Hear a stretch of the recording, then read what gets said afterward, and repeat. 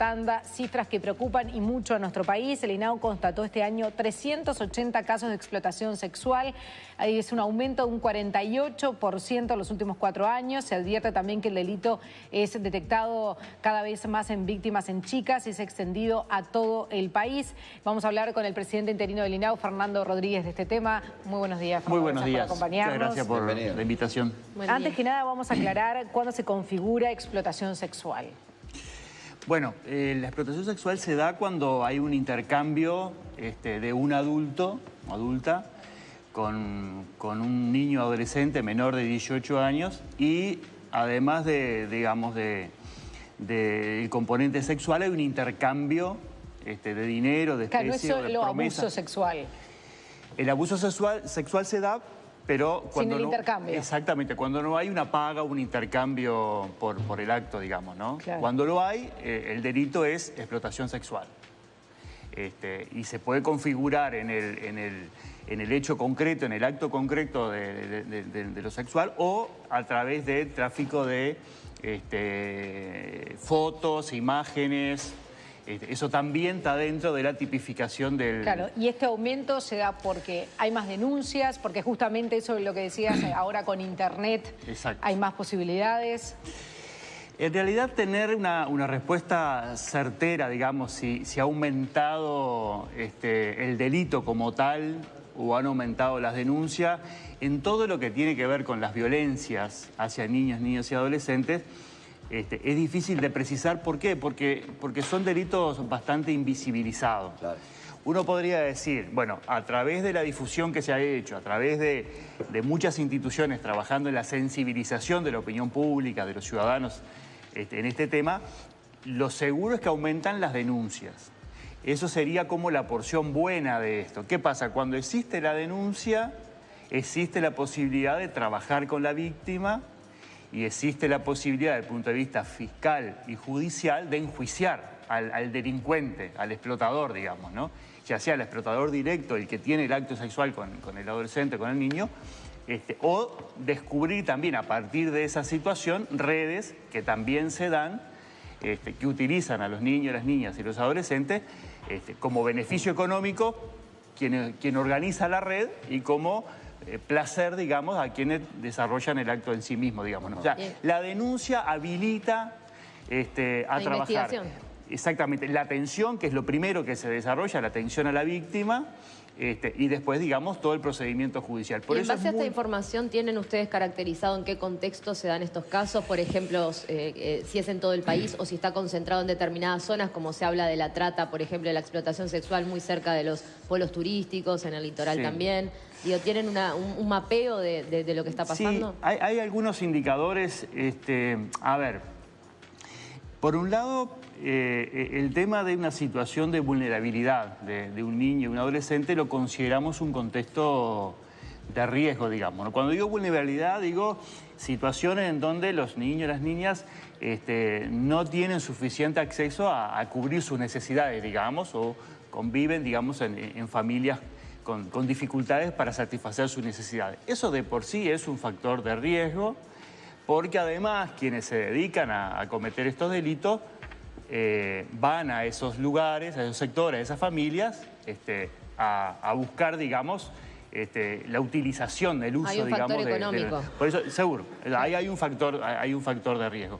De todas formas, no es el único ámbito en donde esto se ha dado.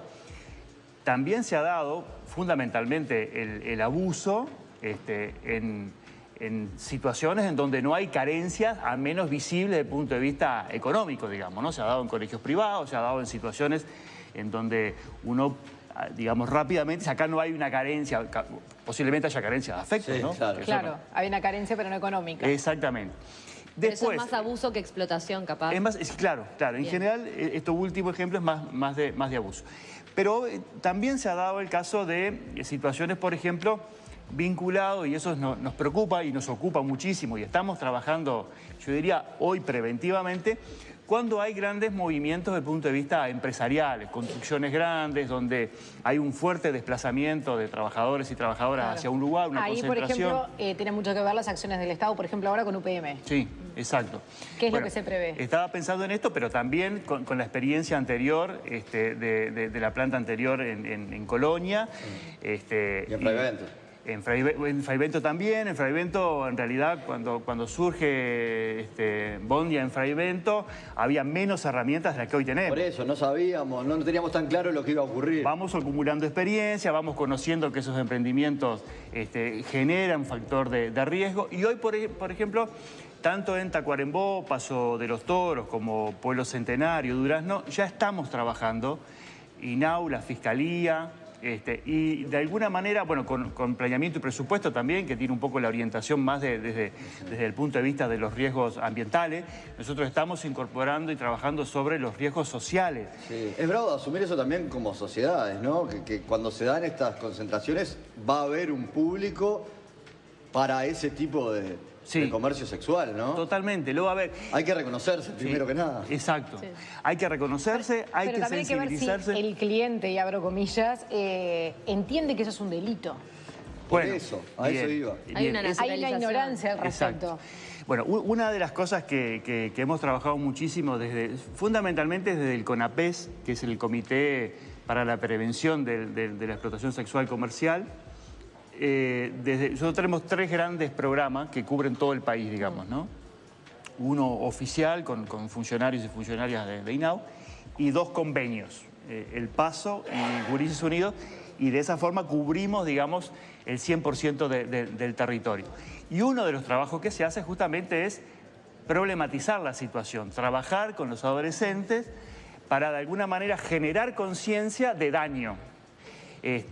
Pero no solo en los adolescentes, que el trabajo con los adolescentes ha sido muy rico, bueno, a través del programa de participación y de todos los programas los cuales tienen contacto directo con niños, pero también en la población. Yo he escuchado en esto de trabajar fuertemente, en algún departamento he estado involucrado personalmente, generando redes, digamos, con la policía, con fiscalía, con la justicia, para hacer un trabajo coordinado, porque es la única forma de atacar esto. Trabajo coordinado donde cada uno pone su experiencia y su competencia y juntos, en Paysandú, por ejemplo, las actuaciones. Paysandú era un departamento que, bueno, que el famoso caso de la casita del parque, que todo el mundo dudó mucho, si después murieron 2 adolescentes que eran testigos, una cosa bien compleja. Hoy Paysandú no sabe por qué pasó, algunas cosas, bueno. Había, digamos, como un plafón muy bajo para trabajar el tema de explotación. Y circulaba que había un señor que explotaba chiquilinas. Un señor argentino que tenía propiedades en Argentina, propiedades en Uruguay, a orillas del río Uruguay, que cruzaba con lancha. Se hablaba de eso. Dijimos, a ver, no podemos hablar de esto, escuchar esto y no. Y empezamos a construir una red. Y ese señor cayó y tenía 21 chiquilinas vinculadas. ¿Que le cruzaba el río? Sí, tenía, en realidad se hizo todo un operativo policial, judicial, y se le encontró acá en Uruguay, digamos, de este lado. Está preso, se está trabajando con las 21 chiquilinas que padecieron, digamos, Pero nos encontramos con expresiones, por ejemplo, de personas, y muchas veces hasta de referentes de alguna ciudad. Bueno, pero es que las chiquilinas llevan algún peso a la casa. Entonces, cuando vos te encontrás con alguien que por ahí es un referente, ocupa algún lugar importante dentro de la estructura institucional, bueno, acá nos falta muchísimo trabajar. Claro. Porque en la medida que naturalizamos esta situación, si naturalizamos esta situación, lo primero que hacemos frente a un acto de denuncia, y esto es lo peor que nos puede pasar, es no creerles a los niños y las niñas. Cuando empezamos a no creerles de que eso efectivamente pasó, hoy se trabaja mucho en lo que decimos el primer testimonio. Claro. Y esto es como una indicación muy fuerte para las primeras señales de posible abuso. No de explotación, de abuso, porque bueno, de alguna manera la situación de abuso, si se consolida, después puede desencadenar en otras situaciones bastante más graves. Tuvimos la situación hace un par de años de una niña que venía denunciando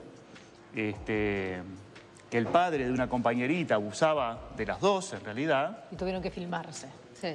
Agarrar la ceibalita para... O sea, eso es tremendo. Para que les creyeran. Una vergüenza. Pero absolutamente. Si bien de alguna manera estas cosas pasan en ámbitos íntimos de la familia y queda invisibilizado, y hay una fuerte presión y amenaza de los adultos delincuentes o los adultos abusadores, manipulación, además, ¿no? ¿Cómo? Manipulación, una además. Una fuerte manipulación, un uso de poder, o sea, cosa tremenda en términos de... ¿Cuál es el perfil del explotador, del abusador? Porque ahí es lo que decimos, ¿no? Bueno, pasa en cualquier situación la víctima y a veces cuesta creerle por las edades y se le cree al adulto porque evidentemente parecería no tener, recién hablaba de un señor mayor con propiedades y el hombre diría yo no tengo nada que ver. No sé, yo por lo menos no tengo elementos de un perfil, porque han pasado en perfiles tan diversos. Yo digo, el riesgo es permanente y esto no es para asustar, ¿no? Porque, a ver, la relación de un adulto con un niño, un adulto cuidadoso, de amor, de afecto, es lo más lindo que nos puede pasar, ya, con nuestros hijos, nuestros sobrinos, nuestra gente más cercana, digamos, ¿no? O sea, esa relación amorosa de un adulto con un niño, eso hace fortaleza, el apego, la cuestión es linda. Sin embargo, las cifras dan que los abusos son siempre intrafamiliares. Sí, exactamente. Y hay gente que hace pasar muchas veces ese cariño como otra cosa, con niños que no saben y se confunden y que cuando entienden es demasiado tarde y se avergüenzan. Exacto. Es bravo.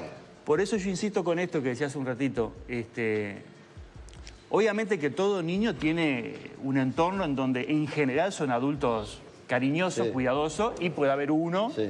Entonces, ahora, el resto de los adultos tenemos que estar hiper atentos a señales mínimas. Ahora, las situaciones de abuso pueden a veces no detectarse por las autoridades o por la ciudadanía, porque bueno, pueden estar solapadas bajo el hogar, pero las situaciones de explotación sexual, ahí sí ya se puede hablar de una negligencia del Estado cuando no se detectan, y hay organizaciones tanto internacionales como locales trabajando prostituyendo menores de edad, sobre todo cuando viene el verano. Organizaciones internacionales que han llamado la atención de las cifras que tenemos en Uruguay. Totalmente. Ahí sí hay una inacción del Estado para detectar, como hablabas de lo que pasaba en Paysandú. Totalmente. Responsabilidad no podemos dejar de asumirla en ningún sentido. Todos tenemos una cuota aparte de responsabilidad.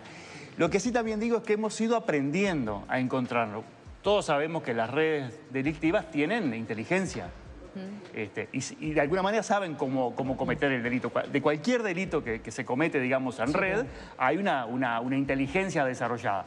Ahora, hemos ido entrando a esos lugares. Además hay que pensarlo en los términos de la lógica, porque es muy distinto el trabajo con los niños que con los adolescentes o las adolescentes. Así como el adolescente que ve en el narcotráfico la tentación a veces para salir de una situación, hay adolescentes que ven en la explotación sexual, cuando ya tienen 15, 16, 17, un camino para salir de una vida que no les gusta. ¿Y cómo se trabaja en esos casos? Porque no es que esa chiquilina van a ir a denunciar que están siendo explotadas. Creen que están haciendo lo que quieren. Sí. Bueno, una de las cosas que tenemos que desmitificar es que no hay una opción. La adolescente no decide ese camino. No es un argumento que es a voluntad. Se encuentra de alguna manera con la situación a partir de precariedades, a partir de situaciones muy complejas, falta de afecto. Y no vale decir, no, pero tiene 15 y ya es grande y tiene cuerpo de adulto. Exacto. Como responden muchos. Bueno, eso es otro de los mitos que hay que tirar por tierra. Ahí el trabajo es directamente con esa adolescente fortaleciendo su autocuidado.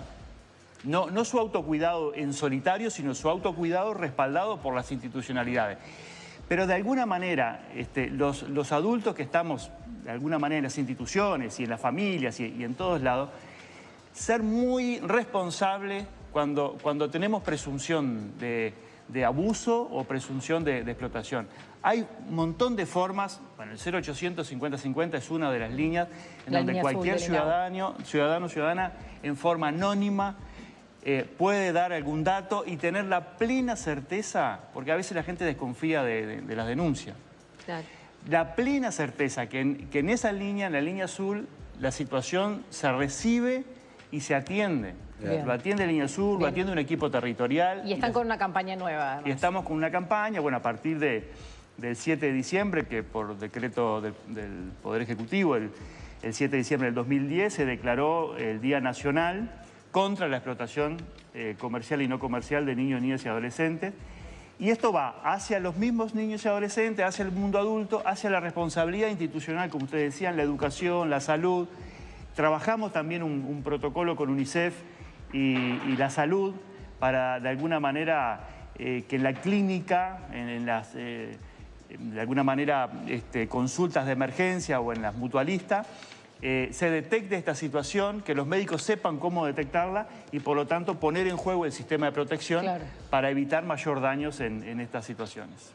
Perfecto, ahí tienen entonces la campaña de concientización, de información también, ¿no? Confiar siempre en un adulto justamente que dé confianza y que pueda ayudar. Ahí el teléfono de la línea, entonces, que son anónimas. Como siempre repiten las autoridades, estar bien atentos en las temporadas turísticas, que cuando esto también tiene una gráfica ascendente, la explotación sexual cerca de centros turísticos, a veces de manera invisible, así que abrir los ojos. Fernando Rodríguez, muchísimas gracias por acompañarnos. A ustedes por difundir la idea. Gracias, Fernando. Tenemos que actualizar a esta hora los datos del tiempo.